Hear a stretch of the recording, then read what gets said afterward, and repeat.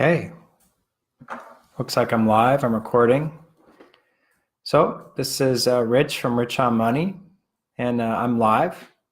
I don't want to spend too much time waiting for people to come in. I'm just gonna get right to the meat of this and let people watch later.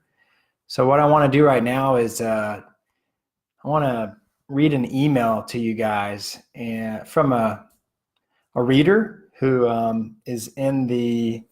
It looks like he's in the Marine Corps. And he sent me in an email, asked a question. So I'm just going to read it to you guys right now.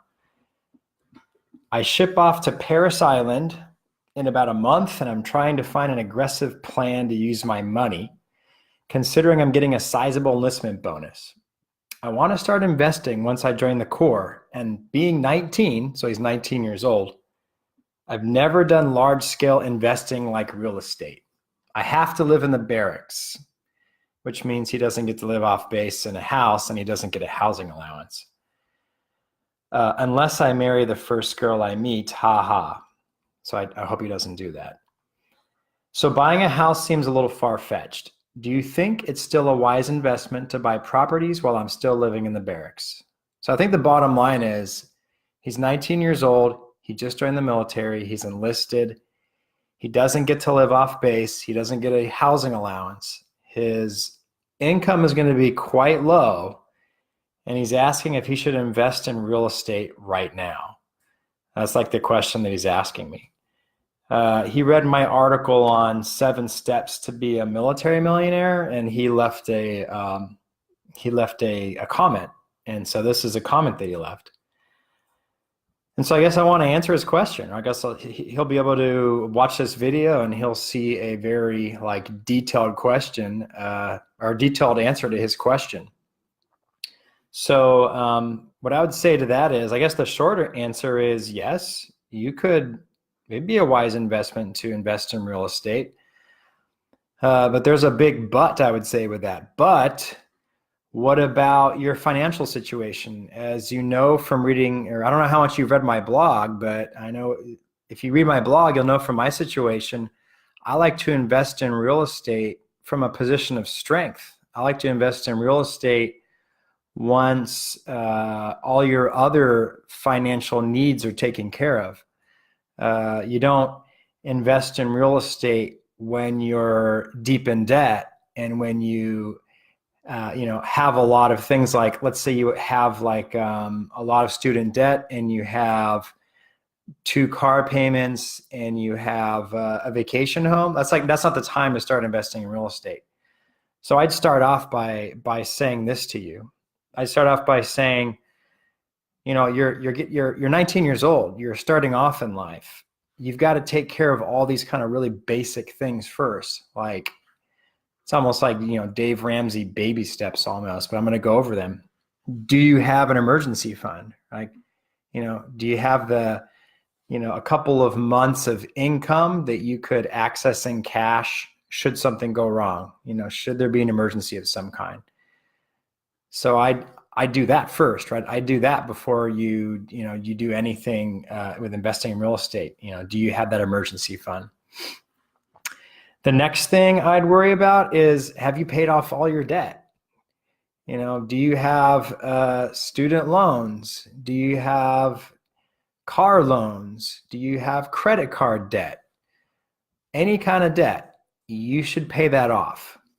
I know you want to invest in real estate, and I know that seems very sexy, based on maybe reading my blog and based on seeing what others are doing with real estate. But I would get rid of all your debt first. And I would do that, slowly and systematically. Pay off your debt. Get rid of it.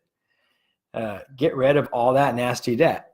If you have a car payment, I want you to get rid of that car payment. I want you to buy an affordable car, a used car, have that thing paid off, and have no debt to your name. I hope you don't have things like jet skis, Harleys, expensive toys. You just don't need stuff like that.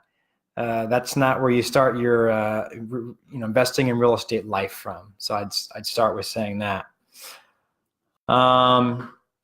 That's kind of where I'd start from. But next is investments. And I'm going to start first by talking about when you're in the military, there's something called a TSP. And a TSP is essentially what most civilians call a 401k or a 403b.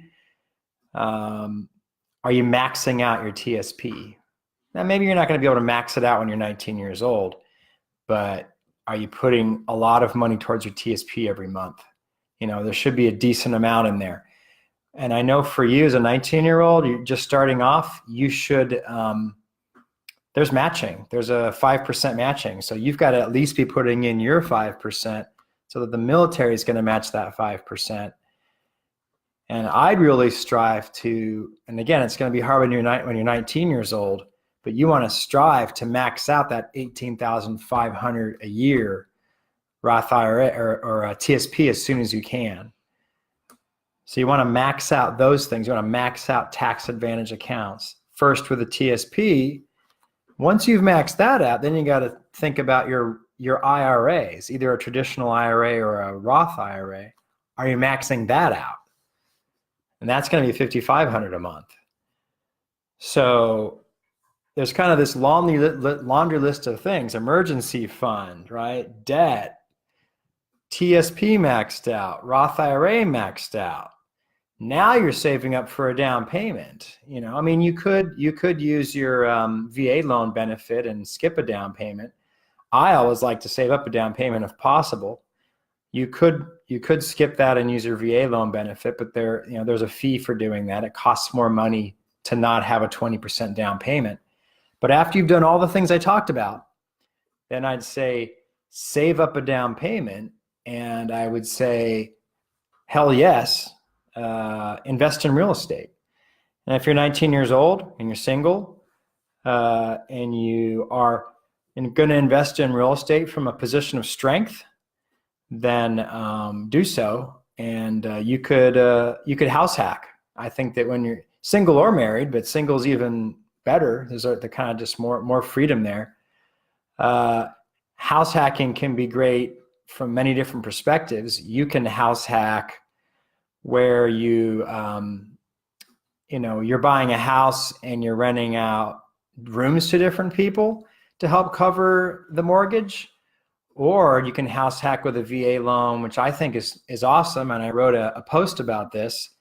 I wrote a post that kind of talks about all the different ways to invest with a VA loan. You can buy a 2, 3, or 4 unit property with a VA loan. You can live in one of the units and rent out the other 3 units. Probably renting out those 3 units, if you've done your math right, is going to pay almost the entire mortgage. And you may be living in that 4th unit for almost free. And you can live there for several years pretty much for free. And then at some point, because you're in the military, you're going to move away. And then you'll just rent out that 4th unit, and all 4 units can be, it can be a rental property. And at that point, it's become a pure investment. And so I would say that that'd be a great idea for starting off very young in your career, first as a house hack, but then as a pure investment once you move away. But it could also just be a single family home or anything else, or a townhouse. I wouldn't discourage you at all from as early as possible in your career, once you've taken care of the things I talked about here, once you've taken care of emergency fund, debt, tax advantage accounts, your TSP, hopefully maxed out or close to it, IRAs, fully funded for you. If you have a spouse, fully funded, then yeah, you're ready to invest in real estate. I'm not one of those people that believes that you skip all of those things and use real estate to like slingshot yourself to being a multimillionaire quickly by using debt, right? By using other people's money. One thing that I think is a bad idea is this idea that, hey, you're in debt and you're in financial trouble, you're behind on payments, you have credit card debt, you've got a new pickup truck, and your wife's got a new vehicle too, and the creditors are calling you. How are you going to fix that? Well, you're going to fix that by investing in real estate, making a lot of money, because you've heard about how you can use other people's money to buy real estate, and then like massive appreciation and like refinance and then buy more properties and build this massive portfolio in a few years with lots and lots of leverage, lots and lots of debt. I don't like that method. That's actually a very risky method. You're putting your debt, you're putting sort of your credit at risk. You're putting potentially other people's money at risk. And